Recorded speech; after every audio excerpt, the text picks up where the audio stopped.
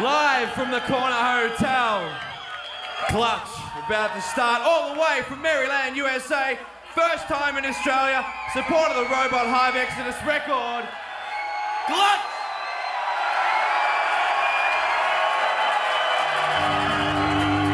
Hey, hello, everybody.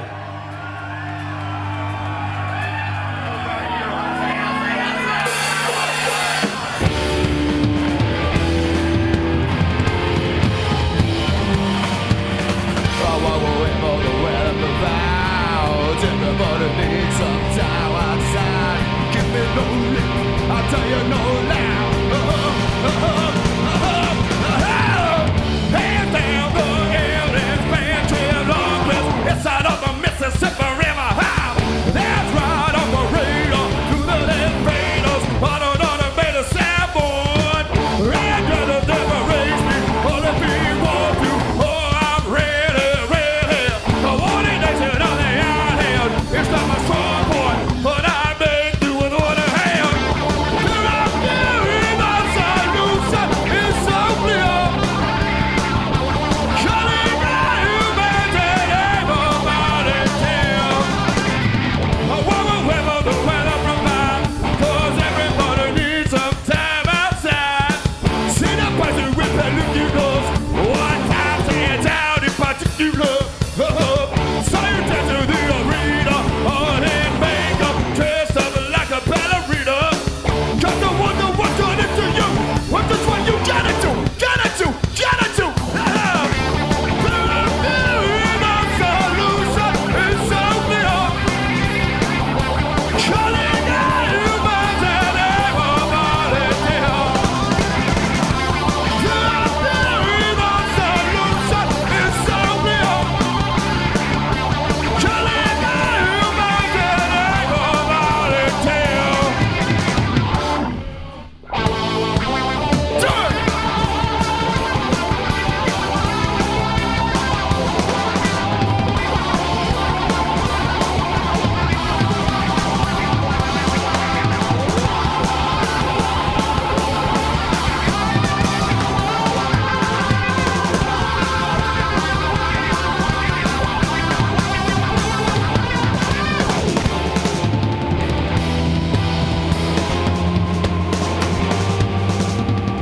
Wherever the weather provides, everybody needs some time outside. Give me no lip, I'll tell you no lie. I don't know never in a medicine, in a man's mouth car with the windows rolled up. Oh, there's so much to my come from the pants, and they're screaming, oh please just give me one more chance. Now what is people building who the time from the horn of the thing that you might keep in mind. The one in next to the iron hand, he's on a short point, but I bang you with what I have. The solution is so clear. Calling out humans and everybody tell. The solution is so clear. Calling out humans and everybody tell.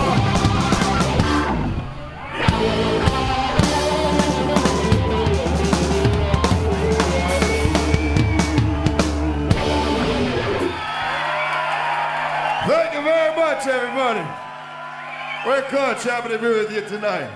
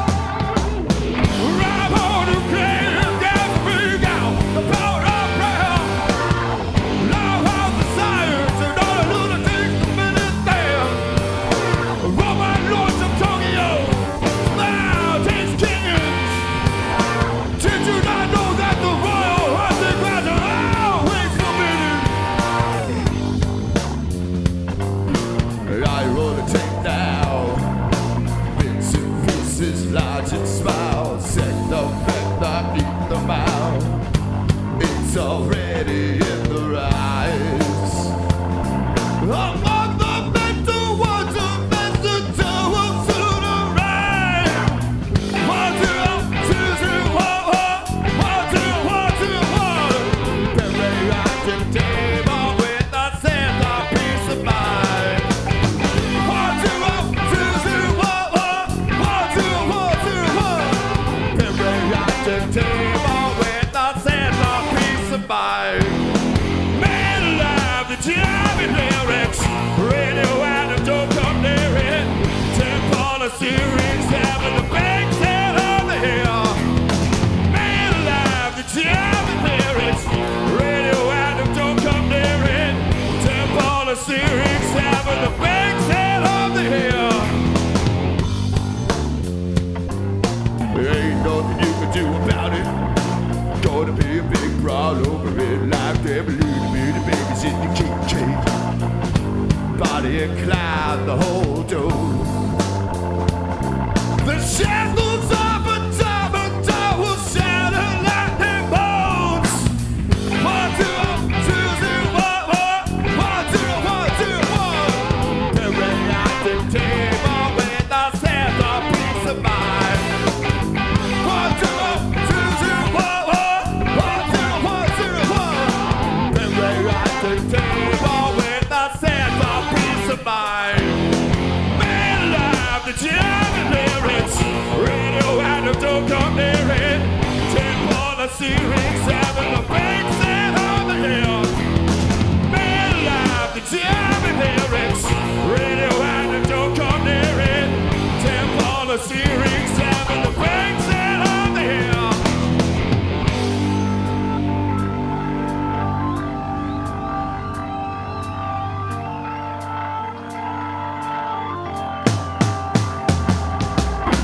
Right on the planet, you got to bring out the power of prayer. Love of the science and all the lunatics committed there. Robot Lords of Tokyo, smile, taste kids. Did you not know that the royal hunting grounds are always forbidden?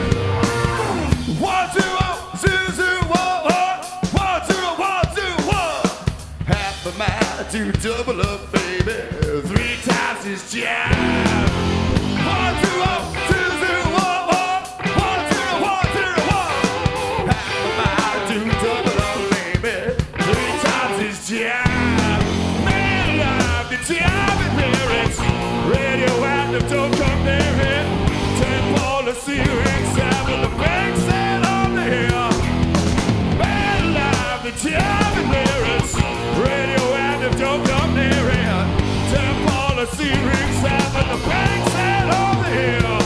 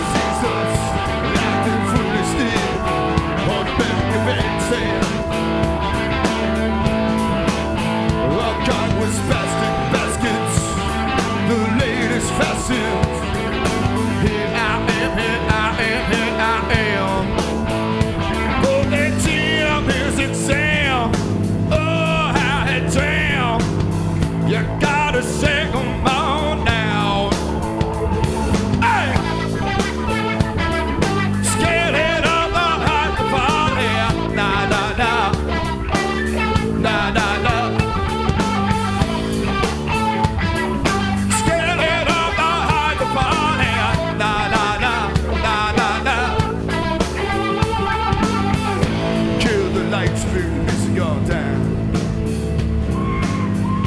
But be quiet. Started moving outside, Kelly. Get ready, Freddy. Opportunity only knocks once. Never mind the fat ones, just go with the slow ones. See how they run, see how they run, see how they run. While you were busy lying, roaming ghettos on the yellow cake, things you do are down. When the rains are falling, blowing, calling, sing them all down.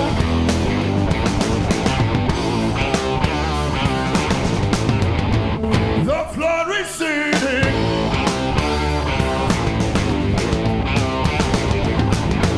The mountain appears.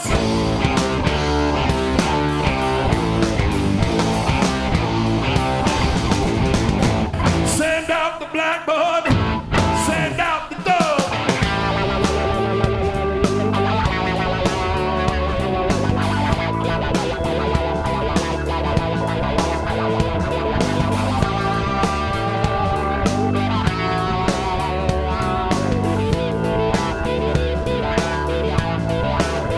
You babble around the bouncers in polyester trousers, big bright cities.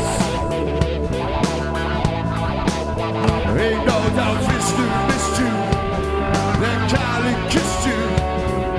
Better get busy, better get busy, better get busy. Days get shorter, it gets colder. Tune on into that no radio. Hey! Skinhead on the hydrophone here. Na na na. Na na na. Skinhead on the hydrophone here. Na na na. Na na na. While you were busy lying, roaming ghettos on the yellow cake, they shook you all down. When the rains are falling, falling, calling, sing them all down.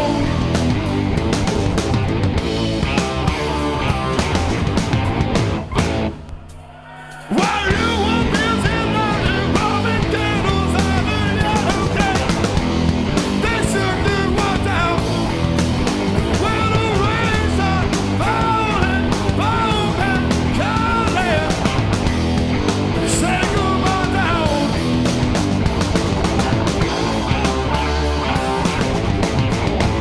The flood receding.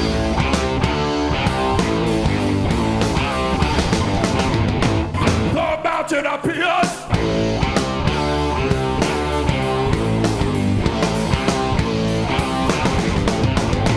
Send out the blackbird. Send out the dove. All right.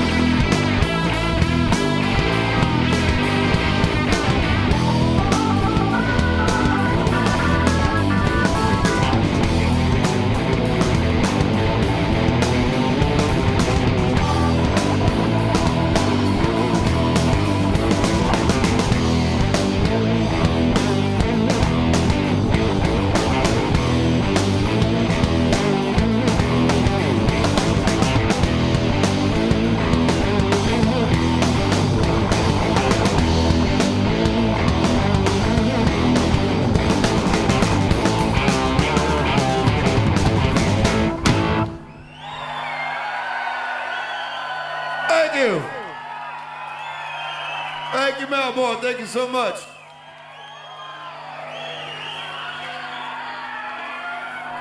How is everyone tonight?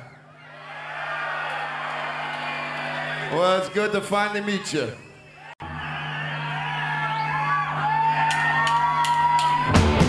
Please allow me to adjust my pants so that I dance a good tap dance and put the onlookers and innocent bystanders into its trance.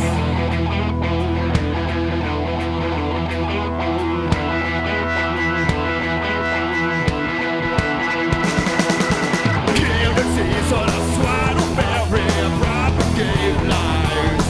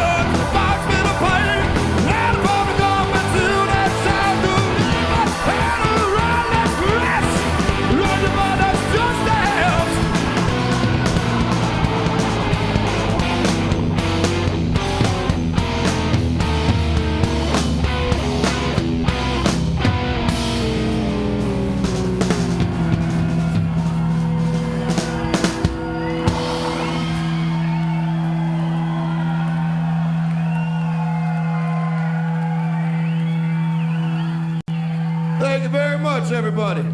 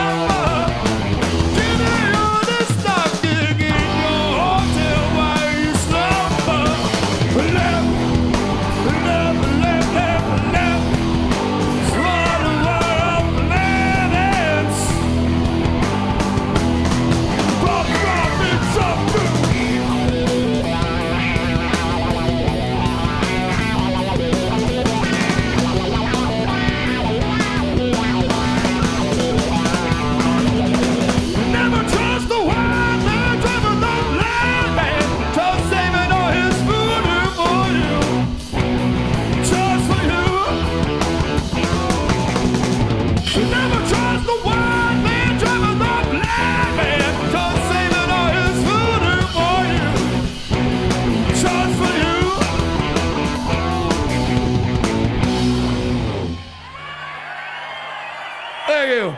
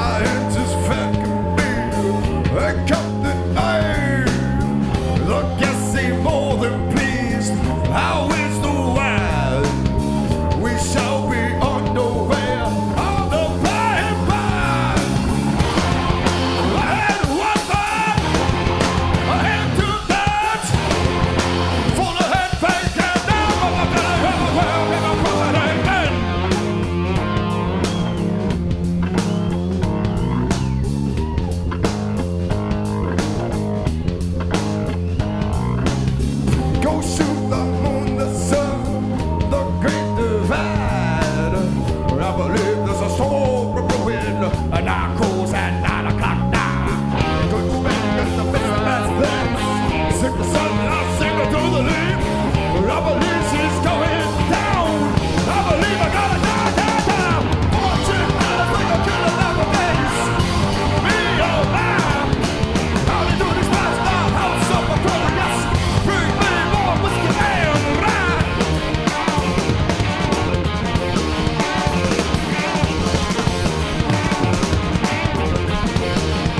Big news from the party board.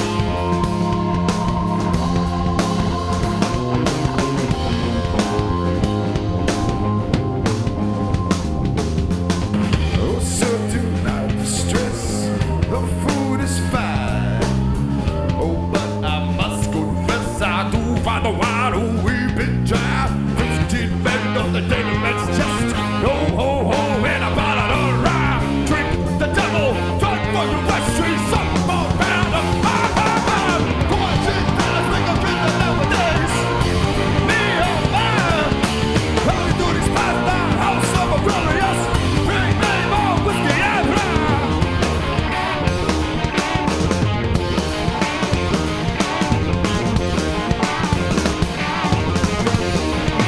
Big news from the party board.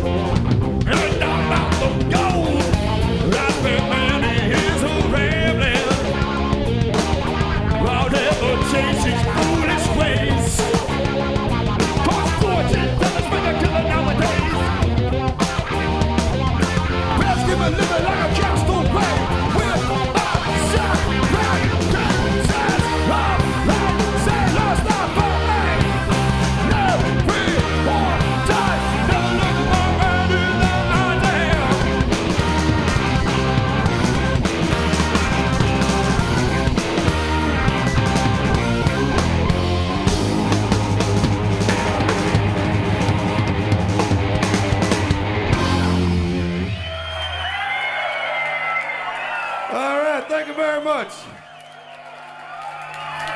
You're not getting tired, are you? We're not even halfway there yet.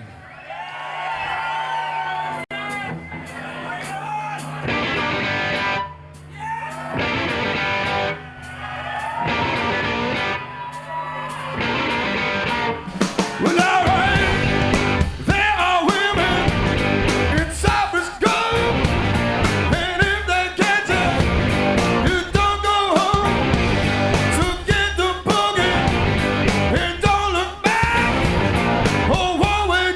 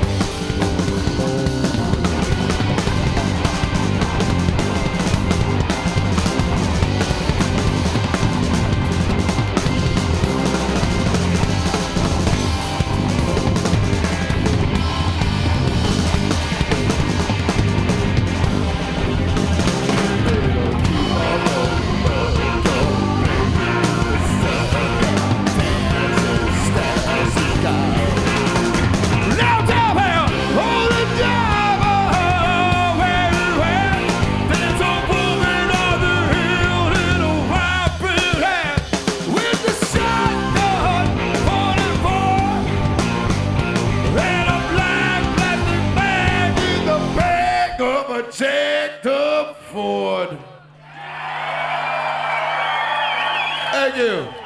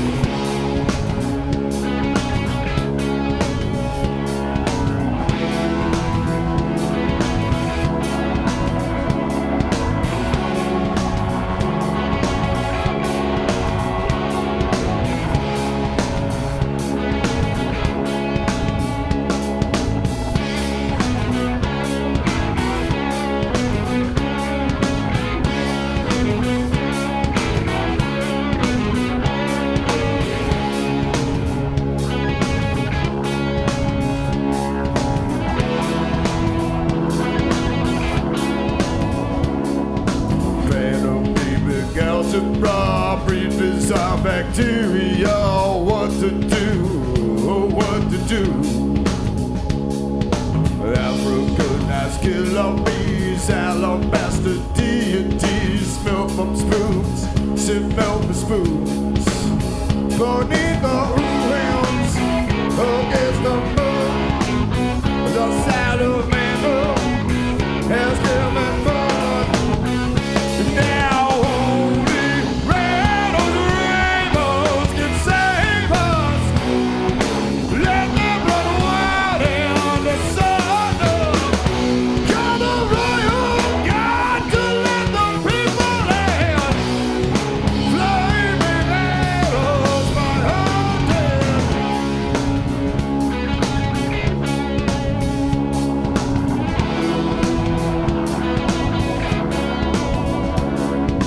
Pull the barkman from the beach, standing up on both his feet. He jigs and reels, he jigs and reels. Infiltrating silver crabs, carry able scented flag to their front lines, to their front lines. But neath the wind, against the moon, the salamander has given birth. Now only red rainbows can save us. Let them run wild in the sun. You're the royal God to let the people land. Flaming arrows by hunting.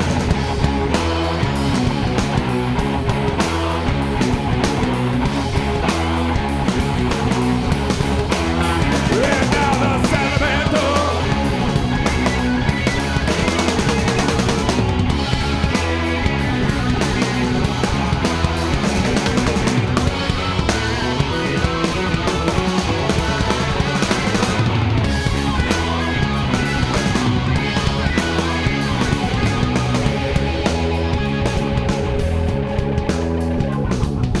Run to the tower, call up the pages, increase causes, tear out his pages, go sad, go.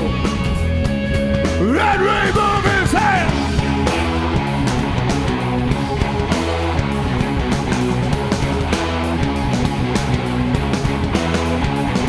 Go!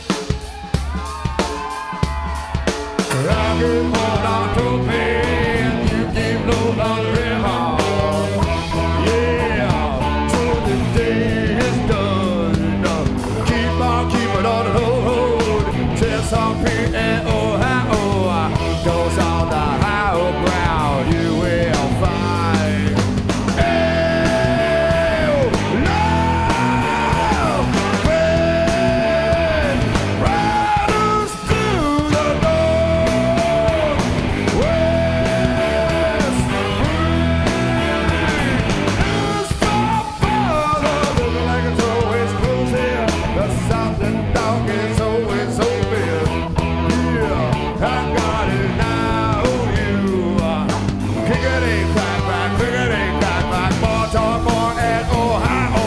Diggity crack crack, crickety crack crack, roll on, roll on. Run away to Washington where we'll get stopped by man with gavels. Who the south and just on my roof, moving from my Billy Saddle. Just outside of Washington where there was a massive battle. With the rhythm of the hammers beating the hell out together.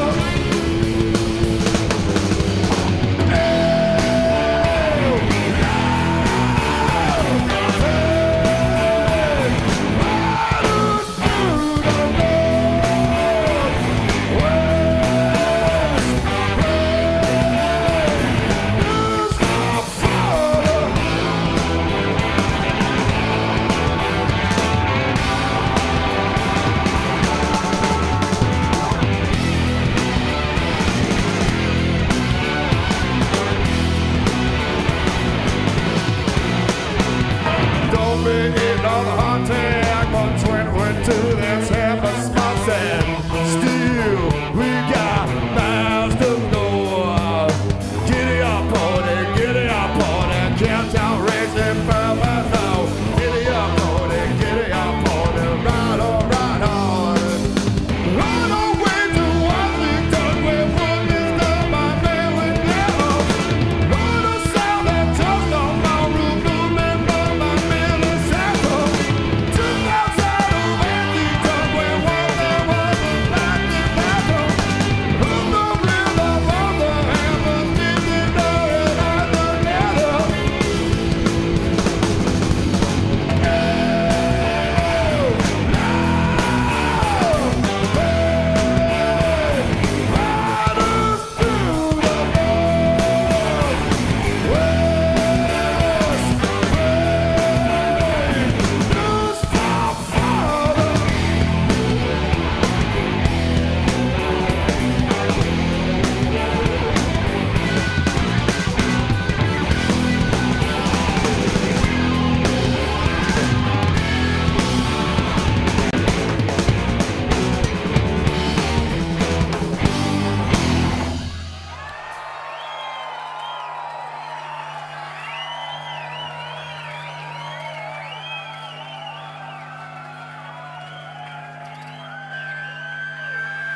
Well, how about a big round of applause for Pillow and Ford, everybody? Come on now.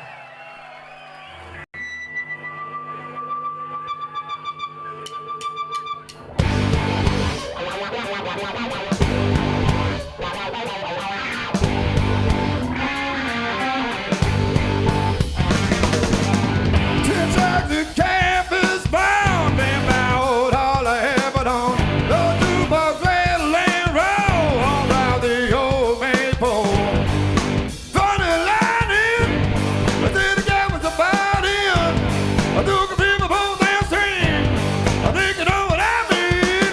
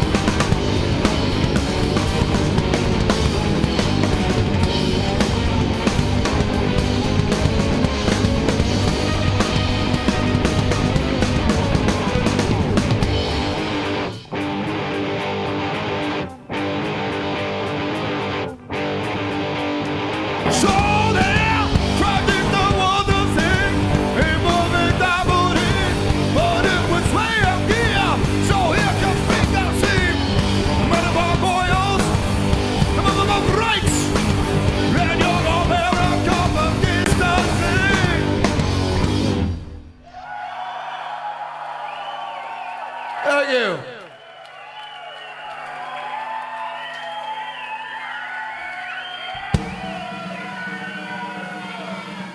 Well, we know it's taken 15 years, but we're finally glad we're here tonight with you.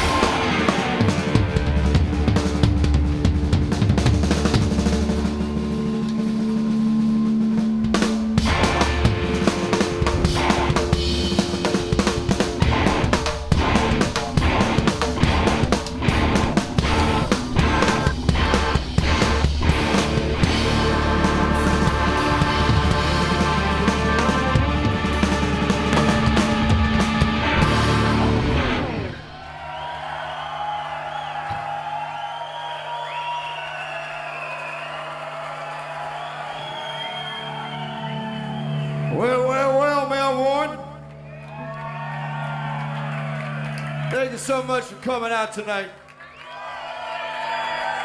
That's a fantastic impression, man.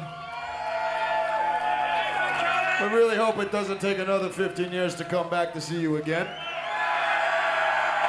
But that's all right by you. We're gonna do a little bit more.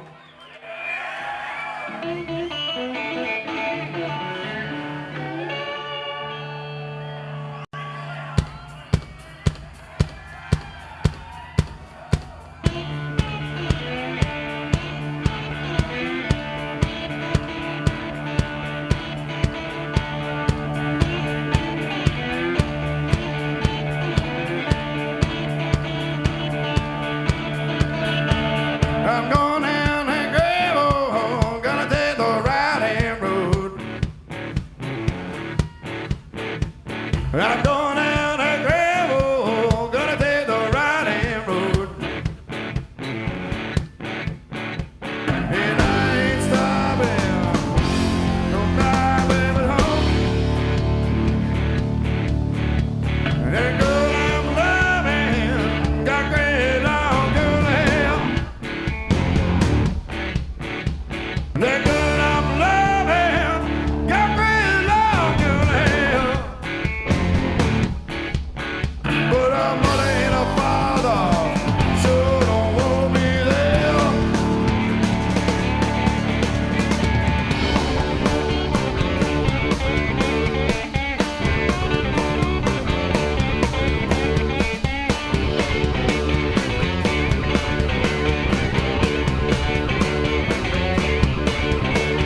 Gotta take some steam, Lord, give me baby back to hell.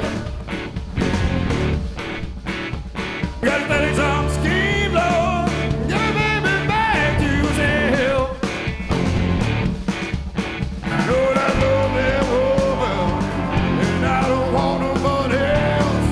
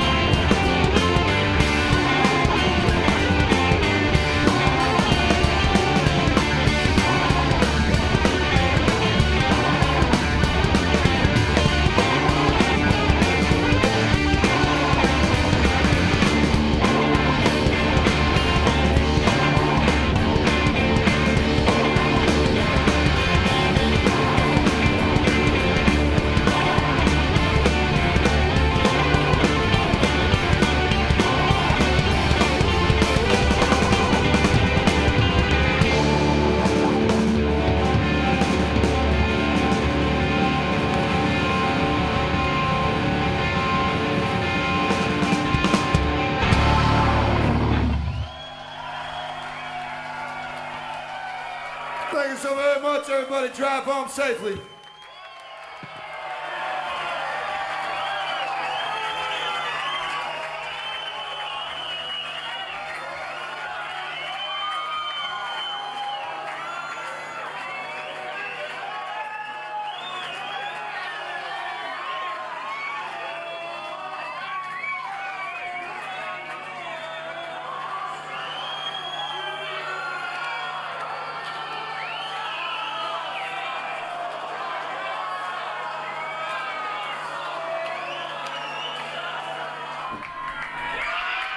Thank you again, everybody. Really, thank you so much.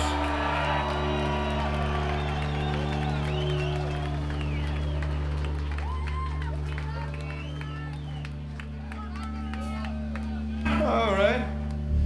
We'll do a bit more.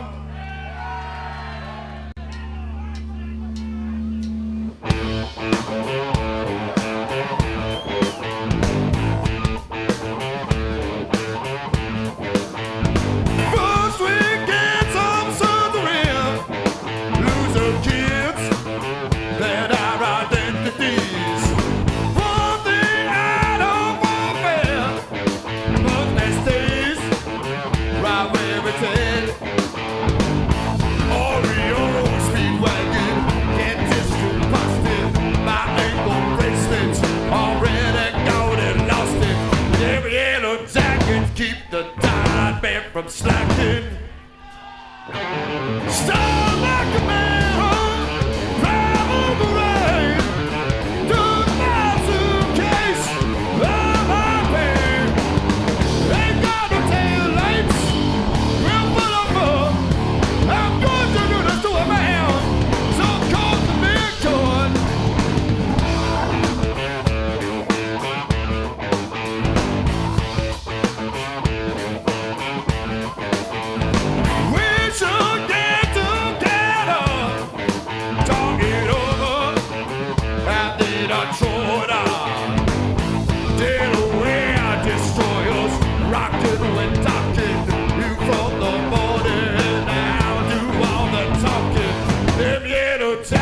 Keep the tide man from slacking. Start like a man home, drive in the rain. Put my suitcase on my pain. Start like a man home, drive in the rain. Put my suitcase on my pain. Ain't got no tail lights, real full of fun. I'm going to do this to a man.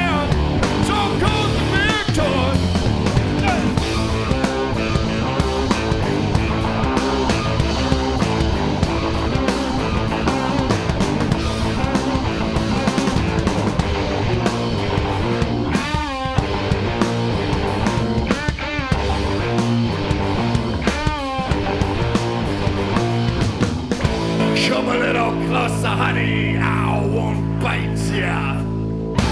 One more lager and I might learn to like ya. Stop like a mirror, drive in the rain. Took my suitcase, I'm happy.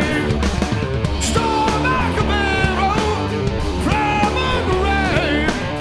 Took my suitcase, I'm happy. Ain't got no tail lights, real full of fun. I'm going to do this to a man, so go to me, joy.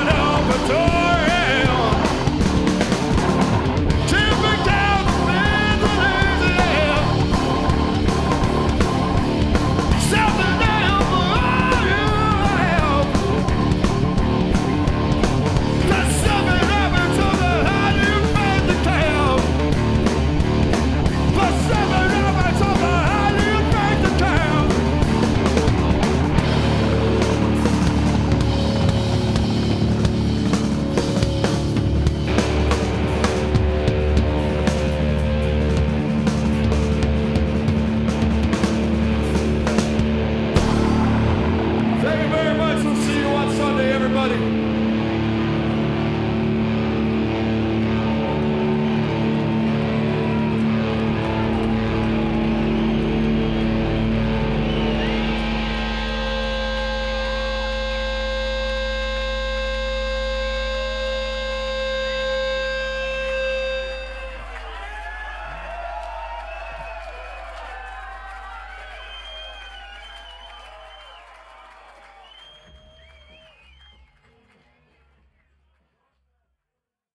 All right. Well, thank you very much for speaking to Newfound Frequency again, Neil.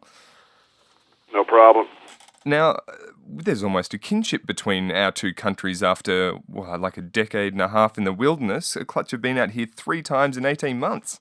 Yeah, I don't know if there was any real reason why it took so long other than I think it was kind of a leap of faith that had to happen because it's logistically and financially it's pretty it's a big risk to bring all that over there. But I do think we can't underestimate the internet for at least providing a communication forum for us to realize that there was an audience out there, and sure enough, the first time we went out there was people, singing the songs and asking for the next time we were going to come back. So it's really been great. Yeah, well, that must have been a bit of a difficult thing. Obviously, you felt like you had enough of reassurance that people would show up by that time. Yeah, well, I mean, I guess, to be honest, going into it, it was like, well, hell, if 5 people show up to the show, that's fine too.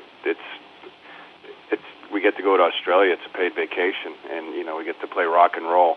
And I think it's not that we didn't have low expectations. It's just that since we didn't know what to expect, we just kind of went in there with go with the flow mentality. And lo and behold, there was hundreds of people that was familiar with the material. Yeah, well, I think you sold out 2 shows instantly. Didn't you have to add another one or something? Something like that. I mean, over the 3 times, all the shows have been great. If they haven't been sold out, they've been close to it. But I think even more importantly, the kind of the enthusiasm and the passion of the audience has been the real drive for us to return. Yeah, well, when you first came, you obviously brought 15 years worth of material. I assume that you had to sort of have a nice, broad, sort of even set list to please everyone who's ever bought a Clutch album in Australia after that long. But for the next couple of times, you've been more confident to sort of pull out more obscure things or more recent things? I think the first time we went over there, we were real cognizant of the fact that, we had to kind of make up for a lot of time.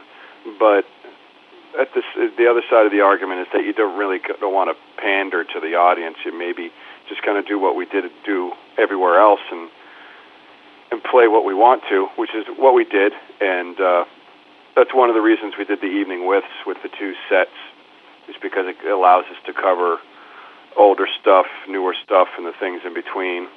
And now that we've been there enough times, I think we can just kind of treat it as we would a show in Kentucky or Seattle. Yeah, and so the encouragement to come back so many times, what actually made you feel like, because you could have come back and built up anticipation again, and you could have come back once in those, once in 2 years, and it would have just been, again, a huge show. What's been sort of encouraging you to cross half the world again? Well, playing live rock and roll is what Clutch does, and it's not because we have to, it's because we enjoy doing it. I mean, live rock and roll is what keeps us going. Sure, writing music is fun too, but kind of looking at a career in music as periods of time spent in between albums, I don't think is right. And it's fun, and I think I guess that's it. It's and another reason is having toured in the United States so much. Maybe a bit of that adventure's gone, having been to some of these nightclubs 36 times, but coming to a new country on the other side of the globe, you get that sense of adventure that we had, in the van in 1991 or 1990. Yeah, that was the vibe I was kind of thinking. I mean, it would almost be like starting over. You obviously had a base of fans here, but I assume you've been managing to get that sort of word of mouth vibe a lot more quickly when in Australia because you've been coming back regularly. You've also been playing festival shows where, people who normally wouldn't come out and see a Clutch show can catch you as well. Yeah, the festivals have been kind of across the board, both here at home and Europe and Australia, have been kind of a tough nut for us to crack. I think promoters that do these festivals, when they hear Clutch, they think, this is some metal band that's going to attract some people from the margins of society, and they're going to ruin our festival. But I think after, having a couple breaks with these, they see that, it's just about having a good time, and I think it's gone over really well. Yeah, I think last time we spoke it was something along those lines where you'd go to a metal festival and be the odd ones out, and then you'd go to like an indie rock festival and be the odd ones out again. You're kind of used to that now, aren't you? Yeah, and I think that's the way we like it. I mean, I would rather, kind of have them keep scratching their heads than to easily say, well, this band belongs at that festival because they're this way. I can't tell you what kind of band we are. I mean, it's like when someone asks you, well, describe yourself. It's real difficult to do because what we do is instinctual, and most of it's just driven by wanting to have a good time playing rock and roll. Yeah, this is funny. I've actually been thinking a lot about other musicians, and you guys have been around for long enough to influence another whole generation of musicians.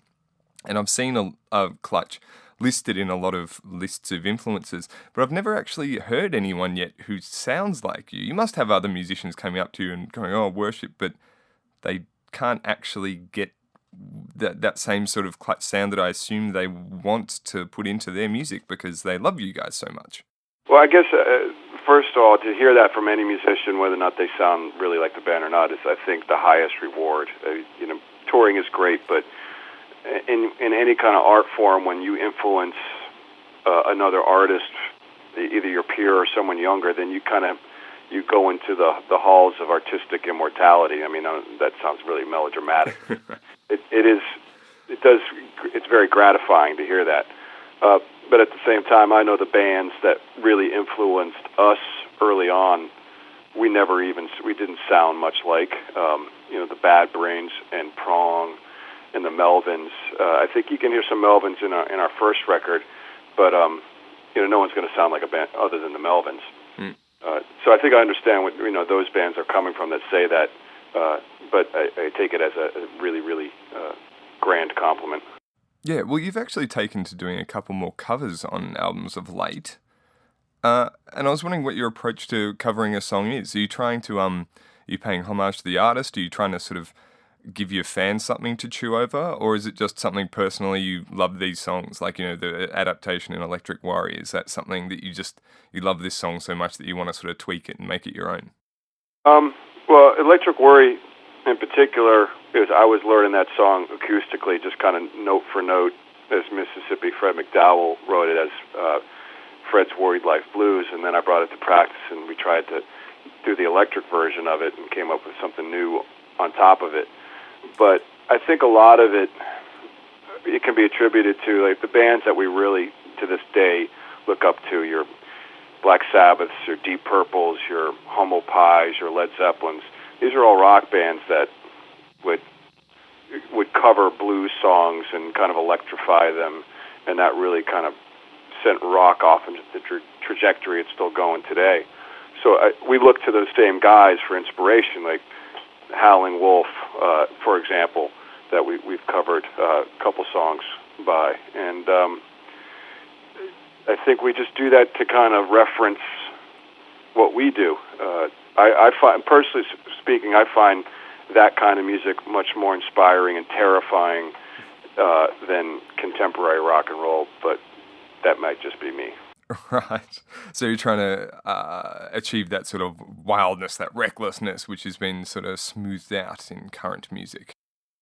I think it's just kind of going back to the source. I mean, it's like if you take a recording and you dub it, and you dub it over and over and over and over again, eventually when you get to the X generation, it's muffled and you can't really hear what's going on. So you got to go back to the source, and you'll hear so many things that you'll go, aha, as a musician, and you'll learn something from it. you'll never replicate it, but it's all part of adding to your vocabulary, I suppose. Well, actually, the way that Clutch has sort of been veering or embracing the blues over the more recent albums, I figure it's almost like a guarantee for longevity in your career. You can play blues till you're 95 sitting on a porch. Yeah, I think, the blues, a lot of people have asked us about his last two records. It's kind of crept in, and it was never really intentional it wasn't thought about beforehand. It just kind of happened. I don't really think, I'm always wrong in my predictions, but I don't think the band has a trajectory of becoming more and more of a blues band. We might eventually tack in that direction and then tack back in a different one. But if I'm 65 years old and what I'm doing is playing rock blues, then hey, I'd rather be doing that than anything else. Yeah. Well, what do you think about Led Zeppelin coming up? Is that something you'd want to see, Led Zeppelin reunion, if it keeps going, or are they sort of stuck in your mind? It's hard for me because I think a lot of people might agree. I've put them up on such a pedestal that I think it would be really hard for them to live up to my kind of romantic expectations. But at the same time, not to be too morbid, but we all only have so much time on this earth, and to say I at least saw Led Zeppelin once would be pretty rad, and I'll do my damnedest to get on a guest list if I can. You won't pay. You'll just try and get on a guest list. I'll pay too. Up until a reasonable amount, but I from what I hear of reports of their couple shows, it sounded pretty rad. Right. Well, you've had this thing, much like Led Zeppelin did, that you've been building a crowd for yourself through touring. You've never really even aimed to get singles or things on the radio, or maybe it was just a bit difficult for radio types. We did, they just failed. Right, they just didn't get it? Yeah. Right, but this latest album, Beale Street has almost went top 50 in the US, which is absurd to me, being a Clutch fan from Transnational Speedway League. It just surprises me. I'm just wondering where these fans are coming from. I think a lot of it has to do with what you can enjoy a hit. And there's all these bands, and everybody knows who they are, where they have a huge hit in the summer of, such and such. And they can tour and do festivals for a couple years, but it's a house made of cards. It can be built very large, but if it tumbles down very quickly. And there's a lot of bands that never, or they say below the radar, but I don't count a fan that. Let me try to rephrase that. There's fans of music on a really kind of a sincere level of bands that aren't played on the radio. They research them, they talk to friends about it, they trade tapes, and those kind of fans are over several different genres. Excuse me. And hopefully and I think we do have that kind of fan base where people are there to see a band play live. They're not interested in hearing that one song and then leave. I think music can be treated as a commodity, but people who appreciate it as an art will always be there for it, and I think it's a reciprocal relationship. So by now you'd actually be deliberately avoiding a hit because you've got the crowd who get you, and you'd rather not have bandwagoners, right? Well, excuse me. I always want there to be. I always like to see young kids come out to the show because I know it tells me that it's not a dated thing. Not that it just kind of reassures us, and that's just me being completely honest. But to have a hit, I guess in some respects could poison the well. Where and I think I'm the same way. If I'm a huge, for example, let's use an Australian example, Nick Cave, who I think is one of the best things since the wheel. And I love seeing him play in this small club, but if he became known for an enormous hit, I'd have a little bit of disdain for all these people that showed up, and then knowing that they're going to leave as quickly as they came. So I can understand that kind of psychology. Yeah, but you'd be the sort of band that would play your hit 3 songs in and say, okay, everyone else, off you go. Yeah, well, knowing us, we would probably just not play it out of spite, even though, to us, writing, we gave up trying to write hits a long time ago. Apparently, I think that's, and I don't know if we actually ever tried doing that, but having been on Atlantic and having been on Sony, sometimes you get pushed to write what is, I guess, considered to be a marketable song. And we don't know how to do that, but we don't have to, because people are into our songs just as they are, and we're very fortunate to be in that position. Yeah, and also, I mean, you've kind of reached the perfect position where you can go to labels versus them sort of pressuring you. I know that, I mean, it's an apocryphal story about Clutch sort of people getting upset, label people getting obsessed and saying, yes, I love this band, getting on, and the business machinations sort of just push you right back off the label again. And I think last time I spoke to you, said that you were absolutely ecstatic that you weren't on a label. You had parties every time you got dropped, yeah? Yeah, well, I mean, the way I look at it, in the 90s, there was a lot of money being thrown around in the music business, and they really dug their own grave because they didn't see what was coming down the pipe. And we kind of took them for as much as they took us, and I understood it was an unhealthy relationship, but that's all right. And but it set us up in a position now where we can be self-sufficient. And now, we're off DRT, and now we're talking about just going back to releasing our own records on our own terms, maybe just finding a distributor, because we live in a day and age where really, unless you're pumping out music as a commodity like your pop, stars, you don't really need those major labels. You can put your music on the internet, and it's been distributed on a global basis overnight for fractions of a cent.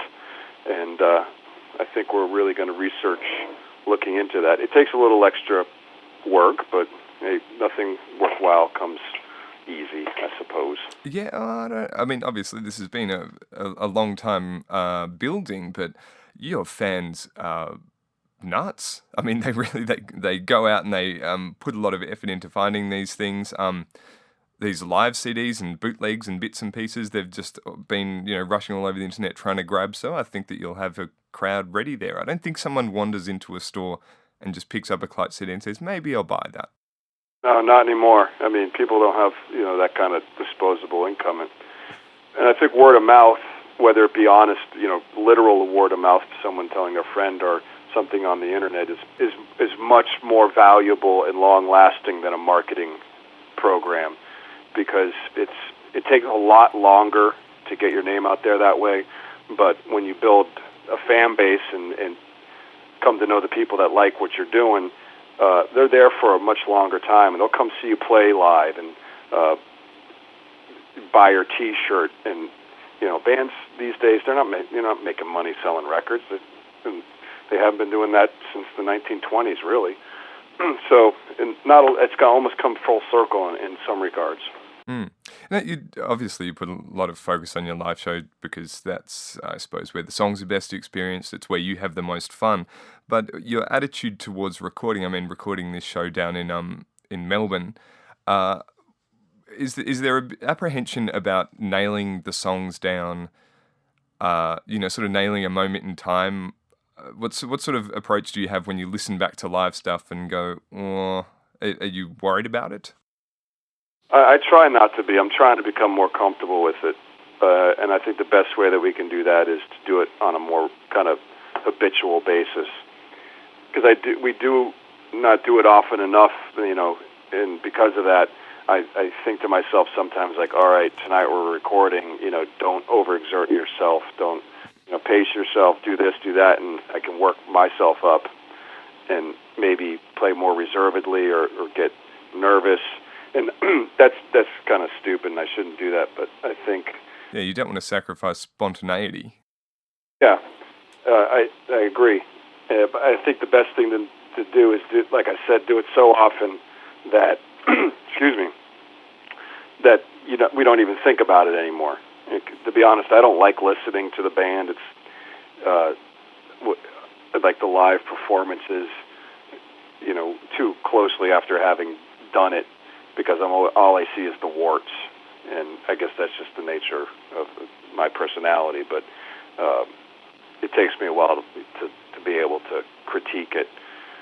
But hopefully, we'll be in a position shortly that we can do that. Right. Well, I think that's a condition with all musicians. I think every time I've spoken to people who've come off stage and I've just been ecstatic about the show, and they're just like, oh, I missed that note in the third song or something. Oh, yeah. I mean, I know exactly what I mean. On that recording, the irony of it is right before the show, I forget who I was speaking to, I think it was Eric, and we were talking about Electric Worry and how many times we played it, and just kind of sarcastically reminding ourselves how it went, even though we knew exactly how it went.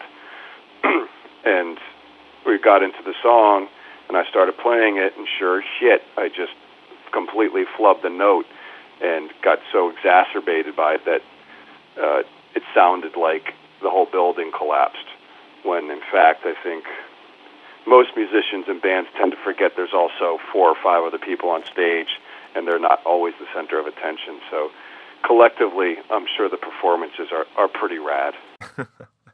Yeah, they are. They're pretty rad. Also, that evening with Clutch concept, having the Bacon group and then Clutch playing, the band members must be completely worn out by the end of that. It's like 3 hours worth of music. Yeah, they're early nights. There's no after-show parties on those nights. Right, but you did an entire tour around Australia like that, so were you sipping tea at the end of the tour? Well, the Australian tours are pretty brief. We've done much longer tours with that lineup, a couple weeks, and we have to be smart and not overexert ourselves. I think, just speaking for myself, singing is like a muscle. I mean, the more you work it, the more you can use it. You kind of have to. You can't just jump in and do something like that on the first night. At the same time, I don't think. I mean, you can do that for months on end. You gotta give yourself a rest every once in a while. But we do enjoy playing, so it's not like digging ditches. It goes by a lot quicker than it seems sometimes. Yeah, well, it sounds like you're almost on tour more than you are at home. I mean, I'm sure you are. Is it hard to sort of shake touring habits that you have when you sort of get home? I mean, you must get itchy feet. It takes me a while. It takes me, and I'm sure it's the same with everybody on the road, couple, maybe a week or 2, just to stop thinking about where I need to be next. Because you wake up in a new front yard every day on tour. And it takes a minute to slow down and start going to bed and getting up with the rest of the civilized world and getting used to the quiet, and which I enjoy very much, but it does take a little bit of time. Yeah, what are you doing to sort of get back in there? What sort of gets your tour jet lag off? Well, I like to become a hermit, not go anywhere. It drives my wife crazy because she wants to go out and I just want to stay in.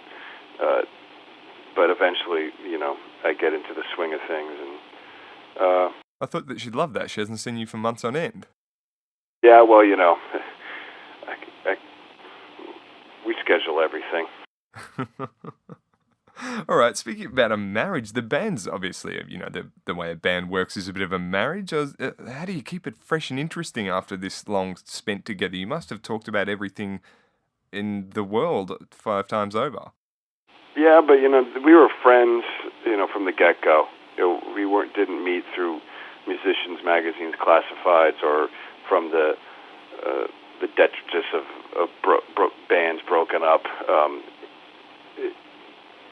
It's like any other long-term relationship. There's good times, there's bad times, but through it all, you got to keep yourself a good sense of humor, and be able to laugh at yourself,